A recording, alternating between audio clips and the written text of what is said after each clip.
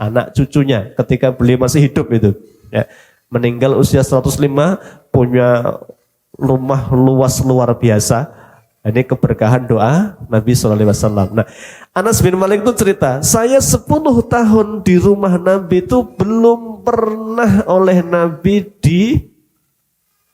dimarahi. Nah, terus kalau salah, Nabi hanya menegur dengan teguran-teguran yang penuh kelembutan. Misalnya begini, satu hari pas makan bersama Nabi, saya anak usia 10 tahun. Anak 10 tahun itu biasanya ngambil yang warnanya apa? Kalau makan.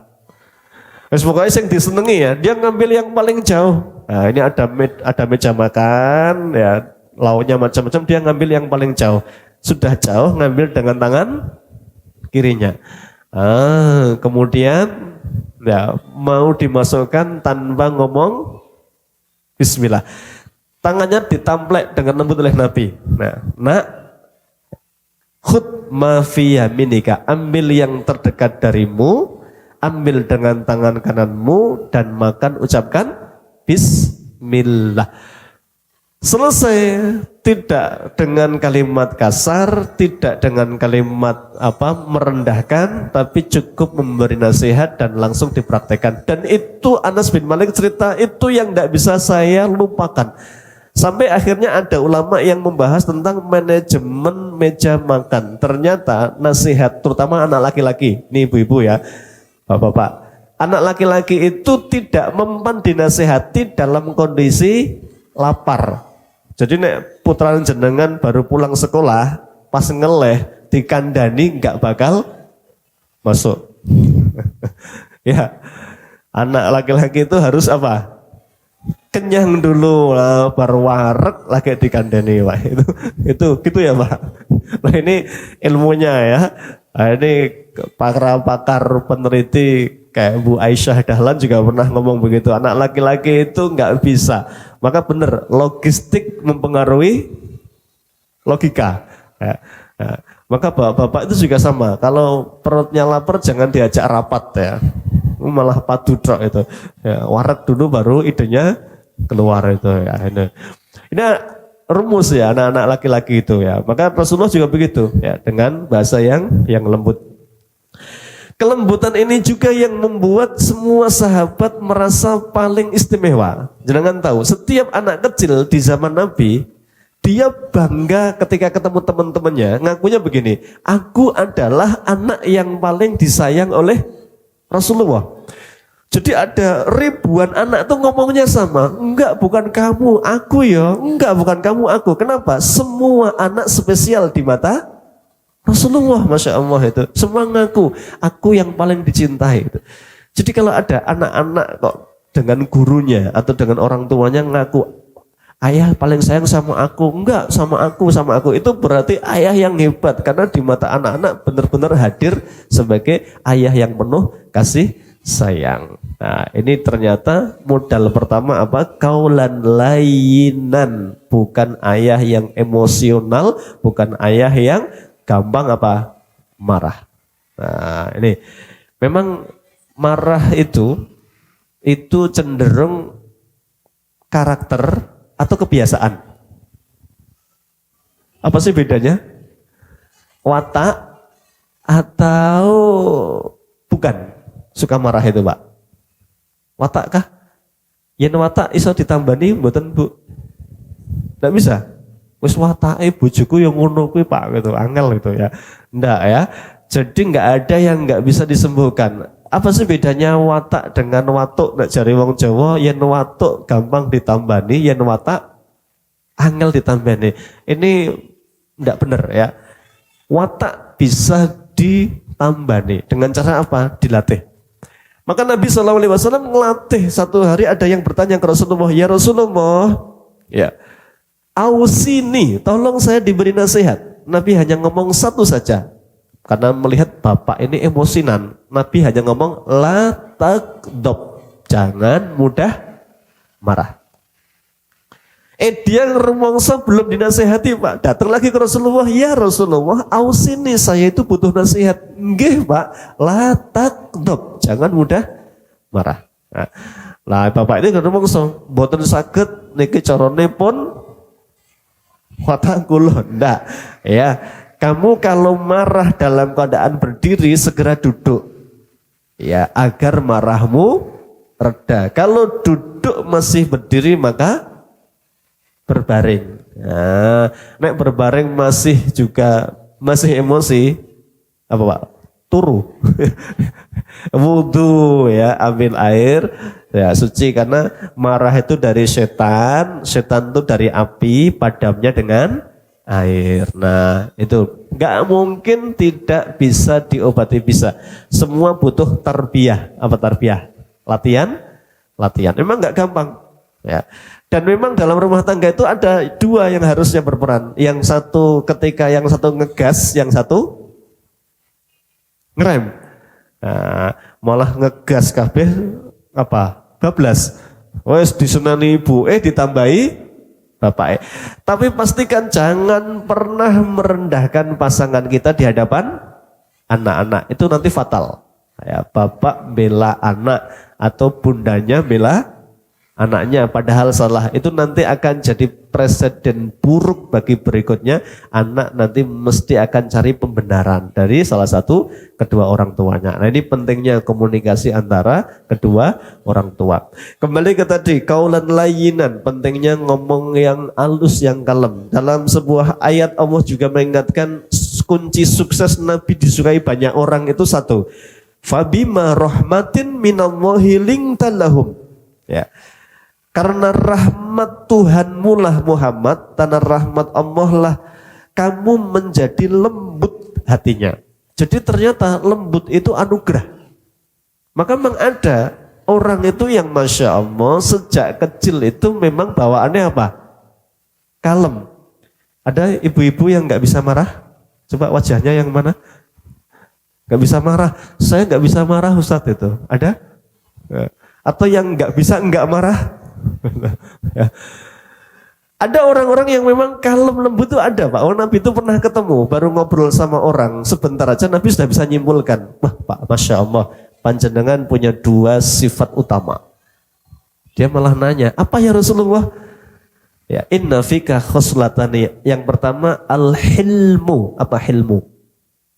Lembut. Ya. Dia malah nanya, ini sejak kapan sifat yang saya miliki ya Rasulullah? Apakah sejak saya dapat hidayah Islam atau sejak kapan? Enggak, itu sejak kecilmu. Nah, ini namanya anugerah. Dan ternyata menurut keterangan para ulama, akhlak, karakter apapun kebanyakan diturunkan dari orang tuanya, bapaknya atau ibunya. Kelembutan. Ibu-ibu, putra jenengan itu nurun jenengan atau nurun bapak sifatnya. Bapak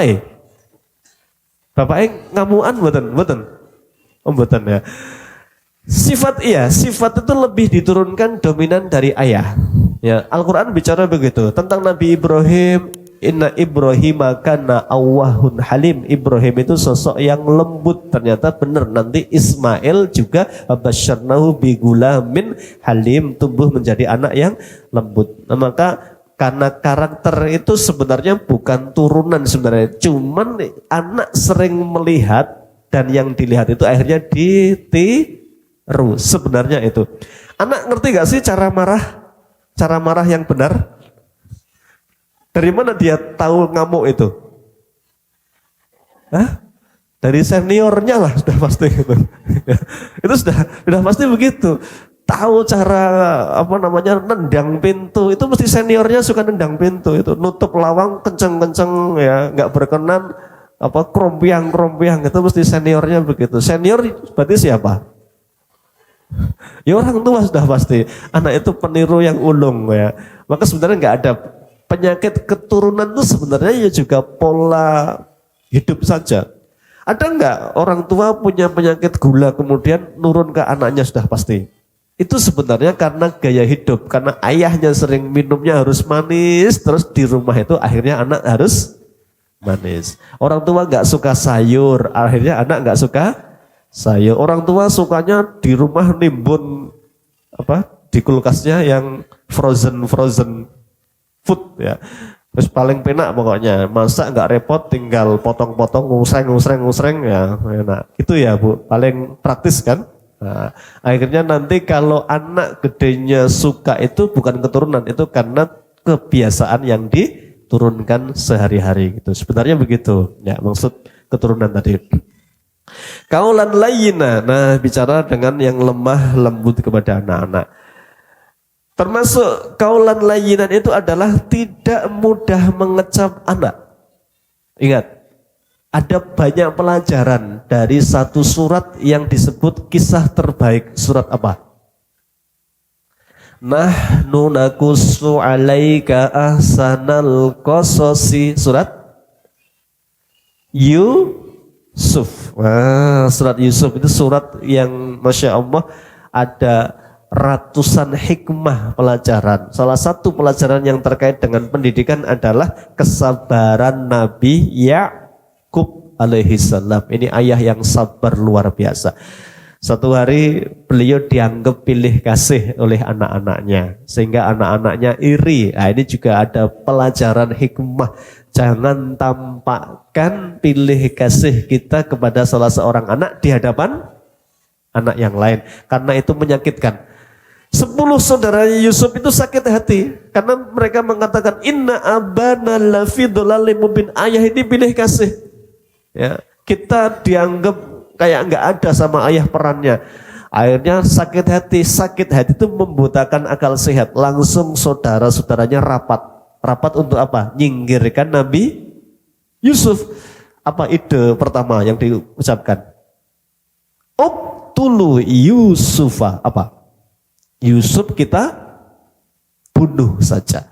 Wah, ini usul. Bayangkan rapat untuk menyingkirkan saudaranya. Gara-gara apa? Bapaknya dipandang pilih kasih.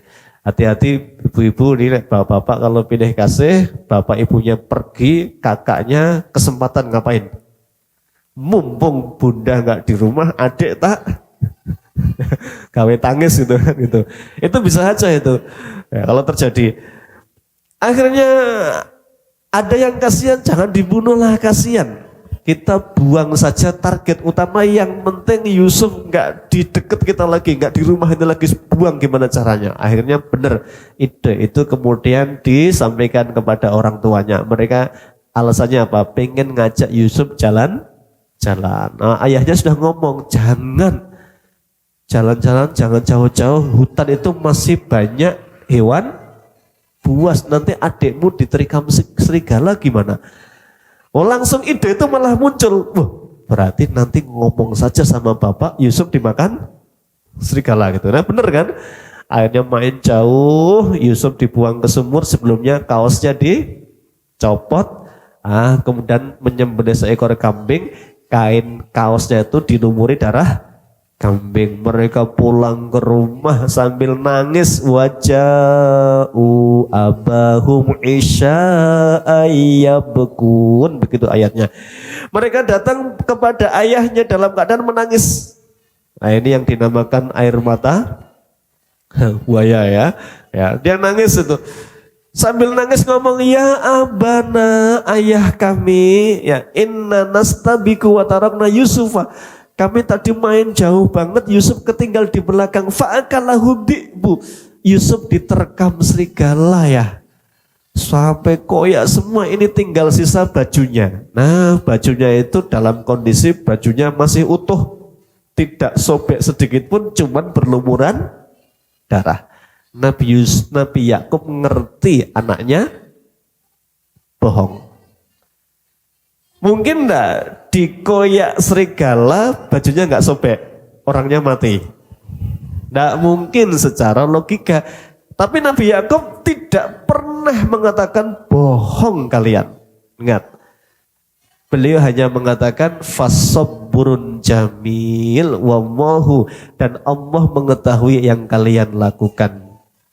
saya sabar. Kalau memang Yusuf tidak ada, bahkan diinformasikan dimakan serigala, ayah akan sabar menerima ini. Fasabrun jamil wallahul musta'anu ala ma tasifun. Selesai. Ini pelajarannya adalah orang tua jangan pernah memberikan label negatif. Pemalas, bodoh, apalagi jorok. Ya, macam-macam, nggak baik semua, negatif itu. Ini pendidikan pertama adalah jangan pernah memberikan label, karena label itu akan nempel, dan kalau sudah nempel anak akan menganggap memang aku bodoh, memang aku malas, memang aku seperti yang dikatakan orang tua. Nah ini ingat, Nabi Yakub tidak pernah, meskipun Nabi tahu anaknya bohong semua, karena nggak masuk akal, dikoyak serigala kok bajunya masih utuh, nggak sobek-sobek. Tapi karena anaknya ngomong begitu, beliau percaya. Ya, ayah sabar. Ya, semoga Allah berikan kesabaran atas musibah yang menimpa ayah ini. Nah ini, jadi kaulan lainan termasuk tidak memberikan label buruk kepada anak-anaknya. Kemudian Allah juga mengatakan bahwa Rasulullah SAW ketika menasihati anak-anaknya dan sahabat-sahabatnya dengan kaulam maisuro. Nah, apa itu? Dengan kalimat yang gampang difahami. Nah, ini berarti benar kata Rasul kepada Sayyidina Ali, khatibin nasa ala qadri ukulihim. Kamu bicara kepada siapapun, lihat siapa yang kamu ajak bicara. Nah, apapun itu, anak kecil itu, ya berarti Nabi satu hari pernah ketemu adiknya Anas bin Malik sedang main-main burung, burungnya mati. Oh, nangis kejer anak kecil ini karena burungnya mati. Nabi mau safar itu menghentikan langkahnya, nggak jadi, menunda sebentar menemui anak kecil itu, kemudian Nabi jongkok. Anak itu ditatap wajahnya, kemudian Nabi mengatakan, ya Aba Umair, madza fa'ala Nugair? Nak, kenapa kamu nangis? Ya cerita, ya Rasulullah, burung saya mati. Nabi itu menunjukkan empatinya. Burung ini apa sih hebatnya? Begitu. Anak ini cerita macam-macam, akhirnya dia lupa dengan kesedihannya. Nah, itu anak kecil. Nabi berusaha bicara sesuai dengan akal logika yang bisa mereka tangkap. Nah, tentu masing-masing kita punya cara bagaimana menasihati anak-anak kita. Kebiasaannya seperti apa, kita yang lebih tahu. Nah, kemudian juga dengan kaulang sadidan, dengan ucapan-ucapan yang benar. Ya, Nabi melarang, satu hari ada ibu-ibu. Nah, ibu-ibu di hadapan Rasulullah manggil anaknya, nak, ayo masuk rumah, mau tak kasih sesuatu. Itu ada wadah. Ya, Nabi langsung mengatakan, Bu, benar ada isinya wadah itu. Nggih ya Rasulullah. Nah, sesungguhnya kebohongan kepada anak itu akan melahirkan ketidakpercayaan. Siapa yang sering banget ngomong, nak ayo begini nanti tak kasih hadiah. Ini kalau nggak ditepati, bagi anak akan ada kesimpulan ayah bunda bohong. Nah, jadi pastikan kita ini kalau ngomong sudah diukur, mau ngasih hadiah benar-benar sudah siap dananya. Jangan ayah kan mau ngasih tapi nggak ngomong mau kapan, kan bisa aja tahun depan. Ini ayah ngeles berarti ini. Ya. Jadi jangan dibiasakan kepada anak-anak itu memberikan sesuatu dan itu nggak jelas kapannya. Karena anak menangkapnya itu mau dikasih hadiah berarti hari itu juga. Nah ini penting. Jadi Rasulullah sampai negur, ibu benar ada sesuatu dalam tempat itu. Iya ya Rasulullah, ini ya baik. Ketika Anda menjanjikan sesuatu dan nggak dipenuhi, anak akan menagih dan itu dianggap sebagai sebuah hutang bagi anak-anak. Jadi kita itu kadang ngomong lupa, tapi anak nggak pernah lupa. Nah ini, jadi yang penting adalah jangan pernah bicara yang bohong di hadapan anak-anak. Jujur, karena itu sebagai sebuah pendidikan yang akan melahirkan kejujuran kepada anak-anak kita. Ketika Rasulullah SAW ya pernah ada anak yang berbohong, Nabi nggak main-main menyelesaikan anak bohong ini. Ya, karena bohong itu penyakit enggak? Ya, kebohongan akan melahir kebohongan berikutnya terus. Ini, kalau anak sudah mulai bohong, ini PR berat, harus selesai. Ya, dengan cara apa? Dengan cara dikejar. Ya. Saya mau cerita, satu hari Rasulullah SAW pernah ada sahabat muda ini, ya, sedang kedapatan ada bicara dengan beberapa sahabiah muda. Ya ini bahasa gampangnya ikhwan dengan akhwat itu ya, ngobrol itu. Kontangan Rasulullah menegur, kamu kok di situ nak? Gitu. Ya Rasulullah, saya tadi cari barang saya yang jatuh kayaknya di sekitar sini gitu. Nah, entah kunci atau apa yang jatuh gitu ya. Nabi tahu bahwa anak ini bohong, tapi Nabi nggak pernah mengatakan jangan bohong kamu bohong kan, ayo kan ngaku gitu, enggak ya. Cuma anak muda itu malu, nek ditanya kamu kok di sini ngapain? Nggih ya Rasulullah, kula pengen ngobrol kali ahwat-ahwat niku, kan enggak mungkin gitu ya. Akhirnya dia terpaksa berbohong. Nabi untuk menyelesaikan ini harus serius. Nah, akhirnya benar. Ketika ketemu Nabi berikutnya ditanya, gimana? Sudah ketemu belum barangnya? Belum ya Rasulullah. Gitu. Dia berarti bohong berapa kali? 2 kali. Terus gitu dia akhirnya setiap ditanya Nabi berbohong. Sampai dia takut ketemu Rasulullah. Satu hari dia kalau mau sholat nunggu nggak ada Rasulullah. Nah pas masuk masjid merasa aman dia sholat. Tiba-tiba Rasulullah sholat di sampingnya gitu. Dia akhirnya apa? Dilama-lamakan sholatnya. Nabi juga nggak kalah cara, ditunggu sampai selesai itu ya. Ini kuat-kuatan, kuat siapa? Ayo ya. Nabi duduk dia sholat itu. Akhirnya dia nggak kuat, akhirnya duduk salam ditanya, gimana? Sudah ketemu? Ya Rasulullah, saya bohong kemarin itu. Nah kan itu. Kemudian dia menasihati, alaikum bisidqi, hendaklah kalian berkata jujur, fa inna sidqa yahdi ilal birri, karena kejujuran membawa kepada kebajikan. Nah, jadi anak kalau sudah mulai ada tanda-tanda enggak jujur, orang tua jangan membiarkan. Enggak jujur itu bisa banyak faktor, bisa juga faktor tekanan yang dia enggak kuat. Misalnya maaf, ya. Ada anak curang dalam mengerjakan apa? Tugasnya. Kenapa? Karena setiap dia mendapatkan nilai buruk pasti akan dimarahi. Maka dia menggunakan 1000 cara. Yang penting enggak dimarahi. Nah itu juga menjadi faktor yang harus diperhatikan. Karena ini sudah bukan eranya, kan sekarang ada Ustadz. Enggak ada eranya nilai ya sekarang ya. Nilai enggak penting ya Pak? Atau penting? Karenanya kurikulum Merdeka ya. Nah, ini yang plusnya adalah setiap orang tua wajib memahami kemampuan masing-masing anak-anak kita. Ya, bakatnya di mana? Wah hari ini masya Allah kalau maaf ya, hari ini kalau urusan bekerja itu yang menjamin gaji dan lain sebagainya bukan apa? Bukan nilai, tetapi apa? Kreativitas. Ya. Ada ibu-ibu yang jadi TikToker affiliate, penghasilannya bisa jutaan itu, ya. Ada? Ini perlu ijazah enggak? Yang penting apa? Ngomong aja ya. Ya ini. Mohon maaf. Ini ada loh orang-orang yang kreatif ya. Jadi namanya kreativitas itu tidak melulu berbanding lurus dengan apa? Nilai ya, makanya ada anak-anak itu harus dihargai kelebihannya di mana ya. Dia public speakingnya bagus ya, mungkin nilainya nggak bagus, ada yang nilainya bagus nggak bisa ngomong. Nah, ini masing-masing bakat harus dihargai sebagaimana Rasulullah SAW selalu memahami kelebihan masing-masing anak didiknya ya. Ini kaulan tadi apa? Kaulan sadidan, ucapan yang jujur, yang benar. Ya. Kemudian Rasulullah SAW juga bicara dengan anak dengan kaulan karima. Ya, apa ini berarti perkataan yang karima? Apa karima?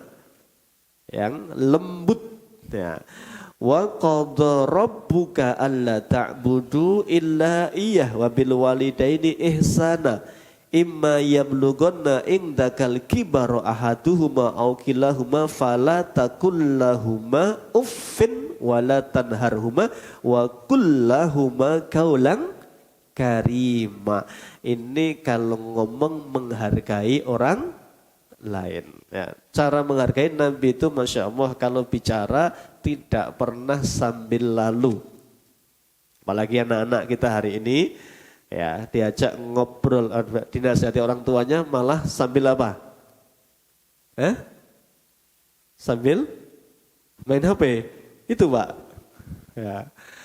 Nah, Rasulullah ketika bicara kepada lawan bicara, apa gaya beliau? Selalu menatap dengan penuh antusias.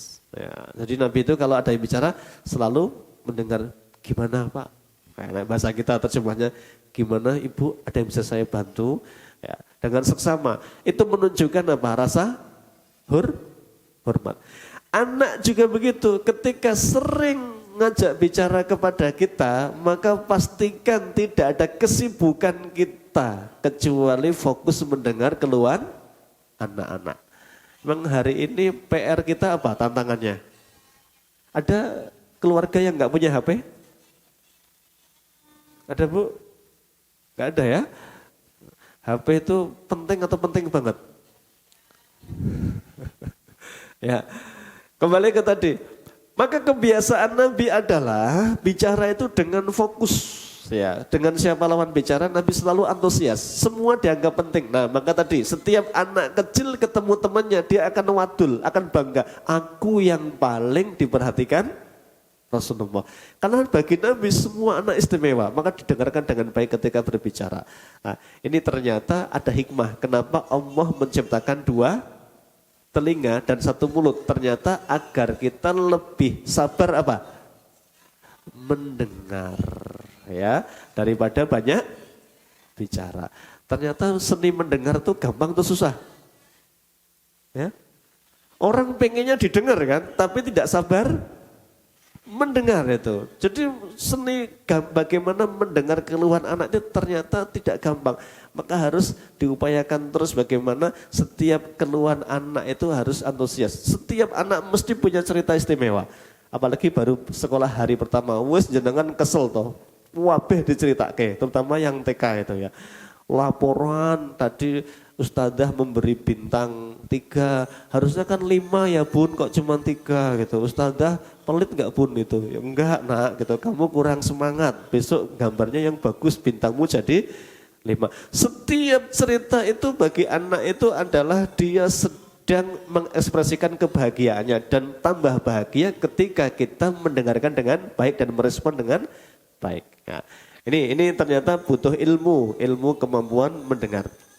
Nah, ini beberapa yang disampaikan Al-Quran ketika Nabi SAW ya gaya berbicara kepada beberapa anak-anak didiknya. Selain bicara, Rasulullah SAW digambarkan juga selalu menghargai prestasi mereka sekecil apapun. Nah, ini juga nggak gampang. Apalagi mohon maaf ya, kalau anak datang bawa cerita dapat prestasi, kita bandingkan, halah dulu bunda itu lebih hebat dari kamu baru gini aja sudah pamer sama bunda. Itu kalimat tuh langsung meruntuhkan siapa? Anak-anak, dia merasa percuma berprestasi tidak dihargai oleh bundanya. Loh ini penting sekali. Kita kan mohon maaf guys, sering sekali itu gaya mendidiknya dipengaruhi siapa? Orang tua. Ya. Aku tuh dulu sering dimarahi makanya jadi baik. Apa kita mau marahi anak kita biar baik kayak kita? Nah, itu selalu begitu kan? Kita dipengaruhi dengan orang tua, gaya kita duduk. Ada dulu kita yang belum pernah dicubit oleh orang tua kita? Sampai belalur ya, semarem lah gitu ya. Tapi apakah itu akan diturunkan kepada anak kita? Ya, tentu kan tidak. Juga tidak membiarkan kalau memang salah. Nanti ada konsep tadi, basyiron wa nadhiran. Yang pertama hargai prestasi mereka. Misalnya begini, satu hari Rasulullah Shallallahu Alaihi Wasallam ya di hadapan ini anak-anak muda remaja. Ya. Beliau mau mengajak orang yang boleh ikut pada perang Badar hanya yang usianya sudah mencapai 15 tahun. Ada beberapa anak remaja itu usia baru 13, 14 tapi tetap pengen berangkat. Akhirnya nangis-nangis mau dipulangkan nggak mau. Akhirnya dia ngomong sama Rasulullah, ya Rasulullah meskipun saya masih belum 15 tahun saya jago gulat. Ya sudah coba kamu gulat sama ini. Ya gulat di depan Nabi Pak. Ternyata pinter ini. Nah, sekarang ya kayak Habib siapa itu? Habib siapa Pak? Yang menangan itu? Ya Habib ya. Yang jago gulat itu. Nah itu baik. Kamu boleh ikut perang Badar karena punya kelebihan. Nah yang satu dia nggak mau kalah. Saya memang nggak jago gulat ya Rasulullah, tapi saya jago memanah. Coba kamu panah itu. Beberapa titik ternyata tepat sasaran. Semua dihargai oleh Nabi. Ya kalian berdua boleh ikut berangkat besok. Ini menunjukkan bahwa anak yang berprestasi itu dihargai oleh Nabi SAW. Jadi basyiran itu dimotivasi dengan kebaikan-kebaikan. Bahkan Nabi sering lewat anak-anak sedang latihan memanah. Beliau mengatakan begini, Irmu, ayo semangat latihan. Dulu kakek kalian Ismail, maksudnya itu nenek moyangnya bukan kakek kandungnya. Ismail itu pemanah yang hebat. Jadi Nabi itu kata-katanya penuh inspirasi. Sampai ada anak yang pernah tidur di masjid saja, harusnya tidur di masjid bangunnya gasik apa telat? Bapak-bapak yang pernah tidur di masjid, sahabat Nabi namanya Abdullah bin Umar, satu malam tidur di masjid. Tidur di masjid ternyata dia kebiaran. Apa kebiaran itu? Karipan. Bahasa Genduk karipan ya. Karipan terus bangun-bangun meh komat itu. Yang bikin dia malu banget yang bangunkan Rasulullah. Digugah, bangun. Begitu melek, astagfirullah Rasulullah, isini rak karuan Pak, itu malu banget itu. Karena malu luar biasa itu pagi hari mau minta maaf ke Rasulullah datang ke rumahnya. Kebetulan salah satu kakaknya dia itu istrinya Nabi, namanya Hafsah. Hafsah itu kan putrinya Umar bin Khattab. Nah, itu kakaknya Abdullah bin Umar datang ya cerita Mbak, saya terjemahkan ya, tentunya enggak Mbak ya, wong Arab kan itu ya, gampang aja biar gampang itu. Mbak, aku izin banget tadi. Kenapa? Tadi saya tidur di masjid, bangunnya kesiangan, yang bikin saya malu Rasulullah yang bangunkan gitu. Kakaknya nanya, loh kamu kok iso tidur sampai kebiaran karipan tuh gimana? Mbak, aku ngimpi tadi malam toh di bawah sosok hitam gede banget ditaruh di tempat tinggi, di bawahnya ada api yang menyala-nyala, hampir saja saya mau dicemplung kayak gitu. Ya untung digugah Rasulullah kan, coba enggak digugah itu malah dicemplung kayak mungkin ya.